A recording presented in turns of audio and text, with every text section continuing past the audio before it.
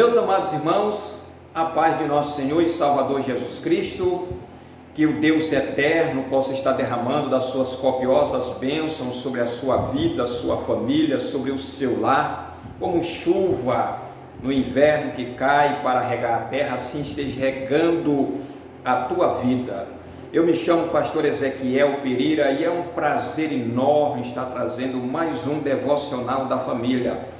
30º devocional que traz o tema Famílias Fortes Amam e Oram pela Sua Pátria. Deixa eu perguntar para você, seja você católico, assembleano, da quadrangular, não importa a sua denominação, você tem orado pelo seu Brasil, pela sua pátria amada? Você tem orado pelas autoridades constituídas por Deus? Porque diz a palavra de Deus que toda autoridade é constituída pelo Deus eterno. Você tem orado ou tem usado a sua boca para amaldiçoar? Infelizmente eu tenho observado nos Facebook, nos meios de comunicações, nas redes sociais, alguns servos de Deus, em vez de orar a Deus, em vez de pedir a Deus para que Deus possa abençoar as autoridades constituídas por Deus, independente que ela esteja fazendo aquilo que ele gosta ou não, aquilo que prometeu em campanha ou não, está usando sua boca para amaldiçoar. Mas eu acredito que Deus não nos chamou para isso. Eu até também entendo que a nossa boca não pode sair palavra de maldição, uma vez que nós, como servo de Deus, devemos abençoar o nosso estado, o nosso município e o nosso país. E é sobre isso que nós estaremos a falar a partir de agora. Agora, você que está chegando, está me vendo pela primeira vez, está me assistindo agora pela primeira vez, eu quero fazer um convite especial para você. Se torne parceiro do canal, faça agora a sua inscrição. Depois que você fizer a sua inscrição, você precisa deixar o seu like, a sua curtida. Ela é muito importante para nós, saber que você assistiu e aí deixou a sua curtida. Também você precisa ativar o sininho para estar recebendo aí as notificações a partir do momento que você fez a sua inscrição. Eu vou estar sempre colocando no canal um vídeo novo, tem outros vídeos que nós já colocamos e você pode então ver, certo? Depois você precisa deixar o seu comentário, deixe o seu comentário se você gostou daquilo que nós estamos colocando no canal, o que você achou do que nós estamos falando agora. Coloque bem abaixo o seu comentário, porque é importante para mim, é importante para nós. Vamos ler o versículo da palavra de Deus em uma carta do apóstolo Paulo a Timóteo, capítulo 2, verso 1 e 2, na sua primeira carta. Ele diz assim: antes de tudo, recomendo que se faça súplicas e orações intercessórias e ação de graça por todos os homens. Preste bem atenção, irmão. Por todos. Você não pode fazer exceção de pessoa. Pelo rei e por todos que exercem autoridade, para que tenha uma vida tranquila, pacífica, com toda piedade e dignidade. Para que é que eu devo orar? É para que nós podemos ter uma vida pacífica. Eu devo orar pelo meu país, pelo meu presidente, pelo meu governador, pelo prefeito do município, para que eles possam fazer leis que não venham mexer ou venham tentar nos impedir de levarmos a palavra de Deus. E aqui ele está falando sobre isso, né? Uma das práticas principais era a oração. A igreja primitiva, ela tinha um hábito de orar. Infelizmente, nós hoje, como servos de Deus, na correria do dia a dia, pouco tiramos momento para buscarmos a Deus em oração. A igreja deveria orar sempre mantendo um sentimento de gratidão a Deus. Veja que aqui ele fala quatro coisas importantes: súplica, oração, intercessões e ação de graça. Muitas das vezes nós somos muito ingratos ao nosso Deus, agradecemos pouco e reclamamos muito. Essa que é a realidade. As orações não poderia ser seletiva, mas feita por todos os seres humanos, independente de qualquer denominação, independente da sua riqueza, do seu credo religioso, nós devemos, como servo de Deus, apresentar todo ser humano na presença do Senhor, principalmente as autoridades constituídas por Deus. Muitos não entendem isso, mas se nós temos hoje um presidente, é claro que nós votamos nele, mas a parcela maior foi a permissão de Deus para que ele estivesse lá, certo? Então nós precisamos reconhecer isso. E Paulo estava falando sobre isso, ele incluía os reis, todos que exercem autoridades nas orações do cristão, todos que exercem autoridade dentro do seu município, que trabalha. Por exemplo, nós estamos vivendo aí numa pandemia, e é importante que nós venhamos orar pelos que estão na linha de frente. Quem é eles? Os bioquímicos, os médicos, as enfermeiras, os agentes de saúde, os bombeiros, não é isso? A própria polícia. Não acredito que você, como servo de Deus, não tenha tirado o momento para orar por essas pessoas. Nós precisamos, querido, orar, porque são pessoas que fizeram um juramento de dar a sua própria vida em prol da vida de outro. Eu tive a oportunidade de servir o exército, e lá eu fiz um juramento. Se hoje me chamasse para voltar, tivesse um Deus defendendo uma guerra e me chamasse, eu disse para minha esposa, ela podia ficar chorando. Eu ia, com certeza, eu iria. Por quê? Para defender a minha pátria, para defender a minha família, eu iria para a guerra. Então nós precisamos, como servo de Deus, entender que nós devemos orar por essas pessoas, né? A expressão por todos que exercem autoridade significa que as orações também deveriam ser em favor dos oficiais, ou seja, daqueles que tinham o poder delegado pelo imperador romano e pelos reis. Todo aquele que tinha um poder delegado pelas autoridades constituídas aqui por Deus, que eram os imperadores, Paulo estava dizendo que nós deveríamos orar por todos eles, independente disso. E olha que na época de Paulo, quem estava a governar era Nero. E Nero, você conhece a história, você é assembleano, você conhece a história de Nero, o que ele foi, o que ele representou na época dele, um grande perseguidor dos servos de Deus. Mas Paulo aqui estava dizendo que nós devemos orar por aqueles que nos perseguem, né? Aqueles que nos perseguem. O nosso estado está aí com um governante, não vou nem citar o nome, né? Que não está fazendo aquilo que nós desejaria. E você concorda comigo. Porém, eu não posso amaldiçoá-lo. Eu tenho que orar por ele. Eu pedir a Deus para que ele nunca mais volte a ser governador do nosso estado, tá bom? Então é o cuidado que nós precisamos ter. Nas orações, os cristãos deveriam pedir a Deus uma vida quieta, de paz, com toda piedade e dignidade. Você tem que orar pelo nosso Brasil. O nosso Brasil é um país que nós podemos sair na rua e pregar o Evangelho à vontade, mas nós temos países aí, principalmente, se não me engano, da janela 10 por 40, outros países comunistas, aonde nós não temos a oportunidade de sair na rua e pregar o Evangelho.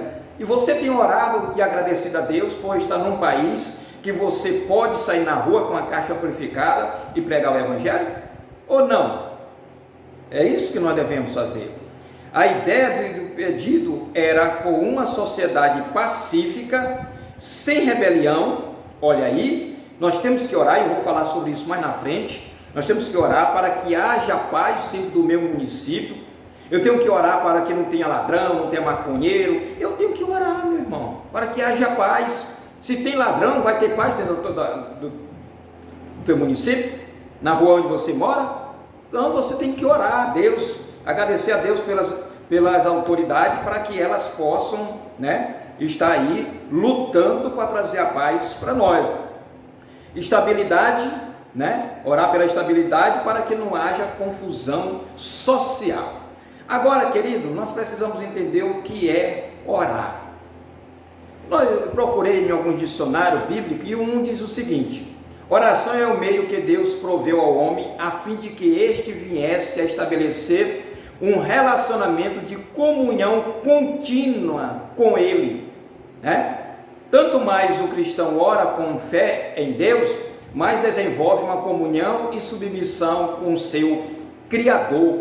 É a maneira que Deus deixou para que eu esteja me comunicando com Ele. Deus se comunica comigo através das Sagradas Escrituras, e eu me comunico com Ele através da oração, apresentando aquilo que eu desejo, os meus sonhos, as minhas vontades, né? Aquilo que eu quero, eu apresento a Deus através da oração. Agora nós precisamos entender, amados e queridos irmãos, aqui em nosso país, nos últimos anos, muitas famílias têm sido divididas, não é isso? Devido às questões políticas. Querido, quantas famílias, quando chega a política, se dividem, brigam entre si. E o autor aqui, ele coloca algo interessante, ele diz: temos vivido verdadeiras guerras familiares por causa das diferenças políticas, pensamentos políticos diferentes um do outro. E eu quero dizer algo interessante, acontece dentro da família e também dentro das igrejas. Meu irmão, tem igreja que quando chega a época da política, o pastor, coitado, ele já fica, meu Deus, ele fica com os nervos à pele.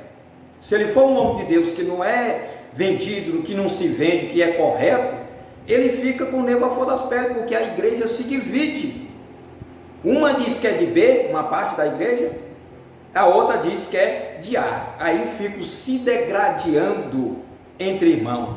Depois que passa a política, preciso fazer uma reconciliação. Há uma passagem bíblica que diz que Jesus não cuidado para que Jesus não viesse no sábado ou no inverno. Eu peguei e coloquei mais uma coisa aí. Nós devemos ter cuidado para que Jesus não venha na época da política, porque se vir, muitos servos de Deus vão para o inferno. Desculpe a expressão, mas essa que é a verdade. Não tem equilíbrio nas palavras, briga com os irmãos, né? E o autor coloca algo aqui muito interessante. Quando a política divide a família, quantas famílias estão em guerra por causa de uma achar que Lula foi bom, Lula foi o melhor, outra agora diz que é Bolsonaro, aí estão em guerra, estão em briga. Irmão, é o meu pensamento, eu não puxo para ninguém, eu só concordo com Bolsonaro, quero aqui dizer, porque ele é um defensor da família tradicional, dos valores da família, da justiça, e é contra a roubalheira. Pelo menos por enquanto eu não tenho visto nada diferente. Mas se Lula estivesse lá, eu seria mesmo com Lula, independente. E nós, como servos de Deus, não devemos levantar a bandeira de pessoas, e sim de alguém que tem uma ideia que é favorável aos princípios da palavra de Deus. Mas eu não vou falar muito sobre isso aqui não, né? Então nós vemos o seguinte, que as famílias são divididas. Quantas vezes já ouvimos esse xingamento entre os familiares, de um lado ao outro lado, dentro da própria família, igreja ou no círculo de amizade?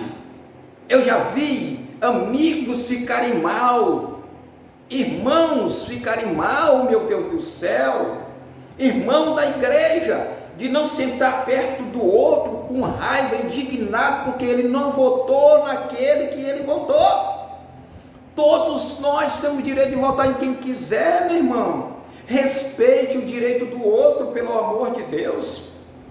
É uma briga, é uma discussão, aí se torna duas facções, eu me perdoe em dizer isso, dentro da própria igreja, dentro da própria casa do Senhor. E aí passa a campanha todinha zangado, brigado. E se Jesus vier no dia da campanha, será que eu não vou para o inferno zangado com meu irmão? Porque a palavra de Deus diz o seguinte: se tu for apresentar a tua oferta e te lembrarem que o teu irmão tem algo contra ti, volta correndo, deixa a oferta lá no altar, mas volta e reconcilia com o teu irmão. Como é que um cidadão zangado, brigado por causa de política vai pregar? Primeiro, ele deveria, se ele se candidatou em alguma coisa, deveria logo se afastar de algum cargo da igreja. Mas eu não vou mexer nesse assunto não. Vamos aqui. As pessoas se expressam de maneira raivosa, agressiva, inflexível.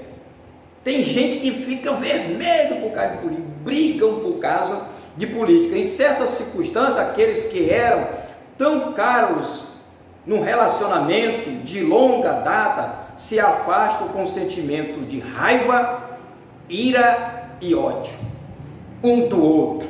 E isso, irmãos, eu estou falando é para crente, me perdoe, estou falando é para crente, né? Quando olhamos para esse texto, podemos crescer na compreensão deste assunto. Nós precisamos crescer na compreensão deste assunto, irmão. Orar pelo nosso presidente, pelo nosso governador, pelo nosso prefeito, pelas autoridades constituídas por Deus, levantar a mão e abençoar e não amaldiçoar. Não pode sair água doce e água salgada da mesma fonte. Tu és um filho de Deus, lavado e remido com o poder do sangue da cruz do Calvário. Tu és uma nova criatura, como está escrito em 2 Coríntios, capítulo 5, verso 17, se não me falha a memória. Quem está em Cristo, nova criatura não vai estar brigando por essas situações, não é isso? Agora, vamos entender aqui. Em nossa família devemos orar pelo presidente, pelos governadores, pelos prefeitos e pelas autoridades delegadas por eles. Você tem orado pelas autoridades delegadas por eles? Você tem agradecido a Deus? Tem? Ou você é daquele que está amaldiçoando e ainda usa redes sociais? Oh Jesus! Ainda usa redes sociais para botar palavrões. Que tipo de pessoa nós somos, meus irmãos? Vamos voltar aqui para cá. As diferenças ideológicas não devem ser obstáculo para as famílias cristãs deixarem de orar. Meu irmão, zangado. Eu não vou orar para fulano. Zangado porque ele não votou naquilo que ele queria. E olha o que ele está dizendo aqui, quando ele coloca aqui, cristãos, a família cristã não deixa de orar por todas as autoridades constituídas por Deus. Em nossa família devemos orar pelo presidente, pelo governador, pelo prefeito. É um dever, você tem que orar e ensinar os membros da sua família a respeitar e a honrar. Se não fere com os princípios da palavra de Deus, você não está lhe impondo algo que possa ferir os princípios da palavra de Deus, você deve honrar. A palavra de Deus estabelece princípios claros acerca do papel do Estado e da responsabilidade do cidadão.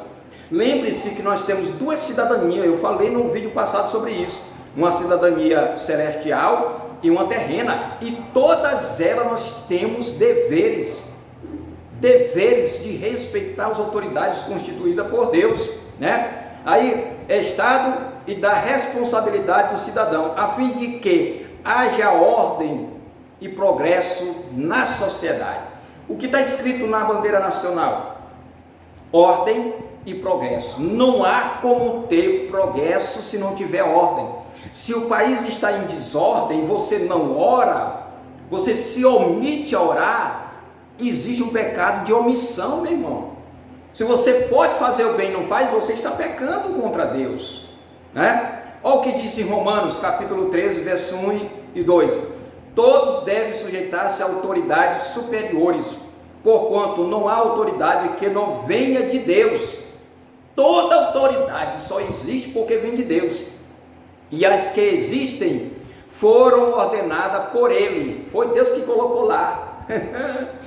Portanto, quem se recusa a submeter a autoridade está se colocando contra o que Deus instituiu.